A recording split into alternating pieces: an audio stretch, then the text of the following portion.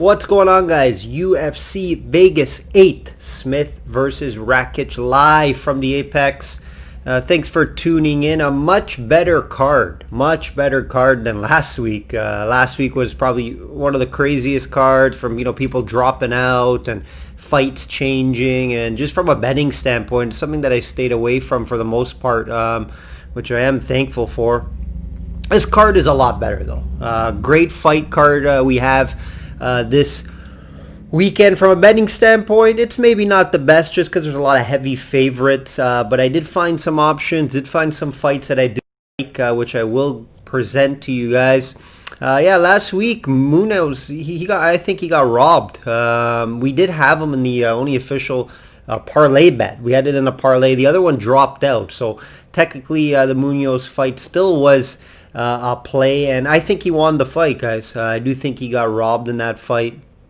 Yes, it was definitely it was a very close fight, but at the end of the day, I did think he won that fight. I think 19-4. And they do some they have a website where they have reporters and media, score the card, and it's 19-4. I'm not saying they're professionals or experts, but when it's 19-4, it's a big difference. Most handicappers, most people that you talk to, they'll say as well that they do think Munoz won the fight. But hey, you can't win them all by the judges, and that's why they say don't let the fight go to the judges, right? Just get a little update here. We do have a new subscription option available, guys. New subscription option available. A lot of people are asking for my personal plays in all sports. I bet all sports for the most part. I don't dabble in too much sports like race car, drive, NASCAR, stuff like that. Soccer here and there, but not as much. But the main sports I do bet. I have personal plays all the time, so I do bet those.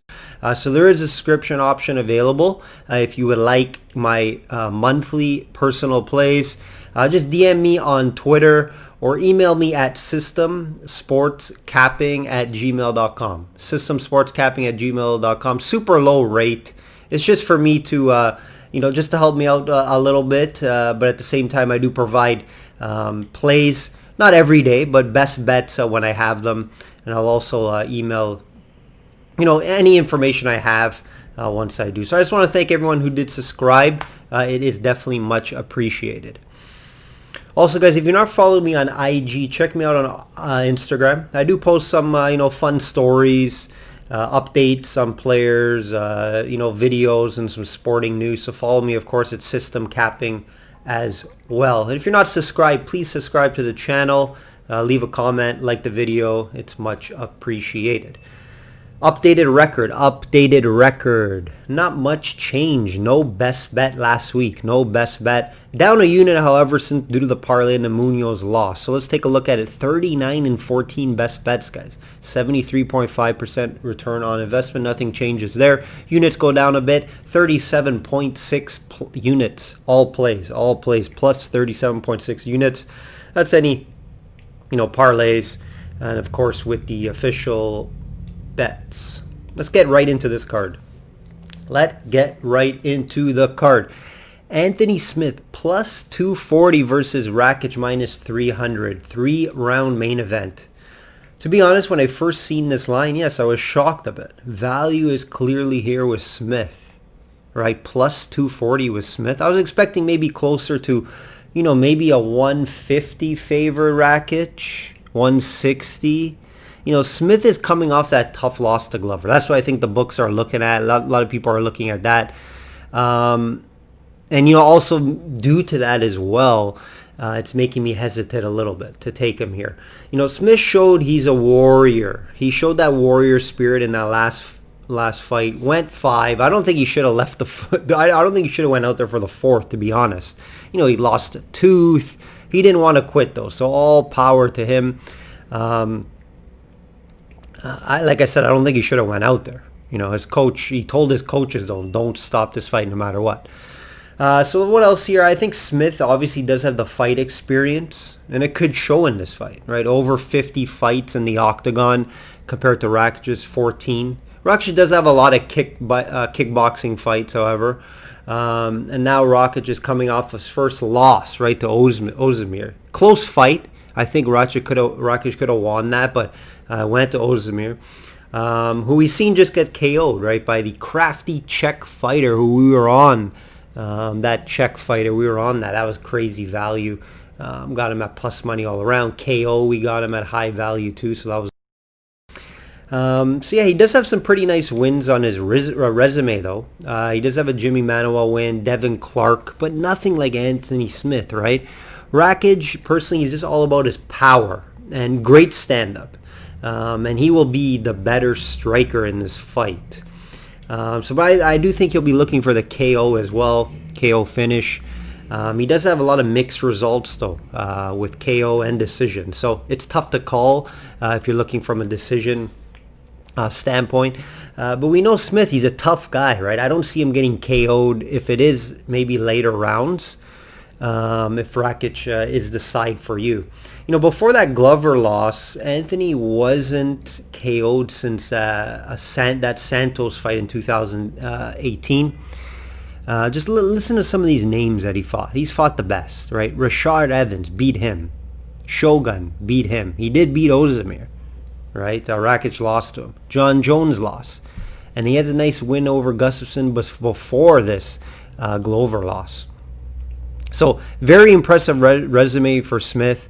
He also has, I think, a few different ways to win this fight with his grappling and submission. Now, Rakic, I think, he's not, like, Smith is not a great wrestler, right? He's not going to, he's not great at taking people down or grappling as much, but I think he's a better grappler over Rakic, but I think Rakic will be tough to take down. Rakic is a big guy, right? So yes, Smith has the grappling on advantage when he's on the ground and the submission advantage when he's on the ground, right? Rakic's last sub win was in 2013 versus some unknown guy. So with all that being said, yes, the value at plus 240 with Smith is there, right? I don't, if you're putting, a small play on the 240, I don't blame you. But I am staying off this as an official play or a best bet just due to his last fight, his mileage, right? How does that last fight affect him? And, he is a very dangerous striker in Rakic, up-and-coming guy. People say he could fight for the title in this division, but, I'm not excited to lay this minus 300, minus 275. And we don't know how that fight's going to play out from an outcome standpoint. Is he going to be able to knock him out or not? My official play here is over 1.5 rounds minus 163. Yes, I don't love laying these prices. Minus 163 is probably the highest. I may went 170 before, but that's what I'm going to be on here. Official play over 1.5 rounds at minus 163. If you don't feel comfortable laying that minus 163, feel free to throw it in a 2-fight parlay. I'll be going over some other fights here for you guys. Let's get into the co-main event. Look who is back. Robbie Lawler plus 200 versus Magny minus 250. Another line I think maybe off a little bit. Not too much respect here for Lawler. Yes, he is on that 3-fight losing streak and has been around for a while. Right, he's coming off that tough loss to Covington, where Covington dominated him and was able to hold position in that fight. We know what happened in that Askren fight, right? Suspect stoppage, and then prior to that, he lost to a tough fight to Rafael dos Santos. So, yeah, the 3-fight winning streak is ugly. He is towards the end of his career. It's been a long 3 years, personally, I think, for Robbie. What does he have left? How much is he going to be up for this last run? Is the question. Magny looking great. 23-8, looking for his 3rd straight victory. Magny has fought his fair share of talent also. So I think both resumes are respectable here. His last fight versus Rocco Martin, who is a very good fighter in my opinion. He was able to get a unanimous decision in that one. A lot of people were on Rocco, but I do think Magny was the sharper side. I was on Magny in that fight. This would be a good name to add to his resume. Robbie Lawler to the resume. Remember, he was supposed to fight James Neal here. He was supposed to fight James Neal here, but he couldn't fight, so Lawler did step in. So he is fighting on short notice. I don't like this minus 250. So you got to try to be creative when you don't like these 250. Yeah, sure, throw Magny in a parlay minus 250. Throw him in a 2-fight parlay. I don't suggest anything over a 2-fight parlay. But yeah, I do think he does get the win here. With all that being said, right, Robbie fighting on short notice, probably didn't get a full camp in. Where has he been? What has he been up to? How are these 3-fight losses, affecting him? How is he going to bounce back? And personally, I think his only way is to win by an early KO. And I think Magny is too smart for that. I think he does have a lot of fights under his belt. I think he'll be able to adjust and avoid that power from Robbie and, play his distance here. Now, look at the metrics here. This is very important, I think. The reach and height advantage. It's big here, right? So you can just see him picking them apart, right? And just most of Magny's wins are by decision anyway. So he'll pick you apart, use his length. He can grapple as well, hold you against a cage. He will be the bigger guy here. So here's what I'm going to do on this. I am going to do fight outcome by decision. Magny minus 120. I don't like this Magny minus 250. Like I said, I'll probably have it in a fight parlay. Personal 2-fight parlay, we'll see. But fight outcome by decision, that's where the value is. You're still paying minus 120 for it, but I think this fight goes the distance unless Lawler somehow knocks him out. It's possible, right? An early knockout from Lawler, don't get me wrong. Lawler could knock out Magny just due to that power, and he gets caught, right? But I think the value here is the minus 120 by decision.